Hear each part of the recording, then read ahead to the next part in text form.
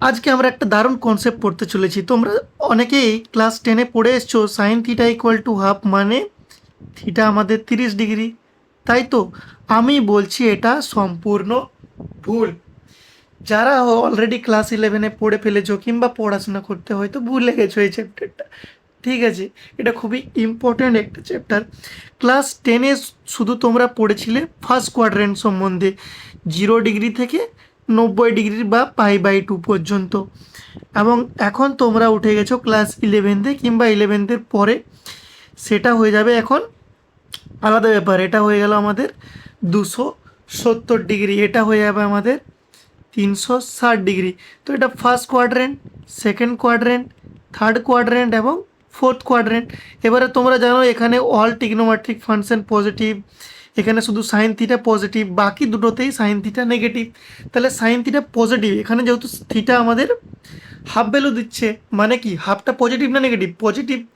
তাহলে আমাদের sine theta কোন কোন কোয়াড্রেন্টে পড়ছে? একটা হচ্ছে ফার্স্ট কোয়াড্রেন্ট, একটা হচ্ছে সেকেন্ড কোয়াড্রেন্ট। ফার্স্ট কোয়াড্রেন্টে তোমরা ক্লাস 10-এর বিষয় 30 ডিগ্রি তোমরা জানো। আমাদের থিটা তাহলে কি হয়ে গেল? 30 ডিগ্রিতে আমাদের ভ্যালু কত দিচ্ছে? হাফ দিচ্ছে, ঠিক আছে? এইবারে সেকেন্ড কোয়াড্রেন্টে আসার জন্য আমরা এখানে কি করি? টোটাল আমাদের 180 ডিগ্রি, 180 ডিগ্রি থেকে সেম -30, তাহলে এটা হয়ে গেল আমাদের পাই মাইনাস থিটা। এটা যদি থিটা 30 ডিগ্রি হয় তাহলে পাই মাইনাস 30 ডিগ্রিকে তোমরা কি লিখতে পারো? π/6। তাহলে সেটা হয়ে গেল পাই মাইনাস π/6, এটা হয়ে গেল 5π/6। তাহলে আমাদের সলিউশন কি হয়ে গেল? π/6, 5π/6 और 30 ডিগ্রি और 180 মাইনাস 30 ডিগ্রি। এটা শুধু হয়ে গেল কি আমাদের টোটাল 4টা কোয়াড্রেন্টের মধ্যে, যেহেতু সাইন থিটা শুধু ফার্স্ট আর সেকেন্ডে পজিটিভ, তাই আমরা সেই দুটো ভ্যালু নিলাম। এইবারে তোমরা লক্ষ্য করো, আমি এই অ্যাঙ্গেলটা আমি যদি আবার ঘুরে আসি এখান পর্যন্ত, তাহলে আমার সাইন থিটা আবার হাফ ভ্যালু দেবে। তাহলে আমি টোটাল কতটা ঘুরছি? আবার 360 ডিগ্রি আবার ঘুরে গেলাম, আবার সেম ভ্যালু পেলাম। তাহলে আমি যে π/6 সলিউশনটা পেয়েছিলাম, সেটাতে যদি 2π অ্যাড করে দিই, তাহলে আবার আমরা সাইন থিটা হাফ পাবো।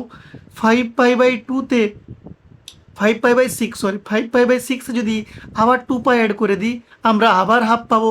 সেভাবেই π/6-এ যদি আবার 2π প্লাস 2π 4π অ্যাড করে দিয়ে আবার আমরা হাফ পাবো। তাহলে এভাবে কি ইনফাইনাইট সংখ্যক আমরা সলিউশন পেতে চলেছি। তাহলে এখন থেকে তোমরা কি বলবে? সাইনথের যদি হাফ, থিটা কখনোই শুধুমাত্র 30 ডিগ্রি নয়, এটা শুধুমাত্র ক্লাস 10th অবধি প্রযোজ্য। যখনই তুমি 11-এ উঠে গেছো, তোমার থিওরি চেঞ্জ হয়ে গেছে, ঠিক আছে?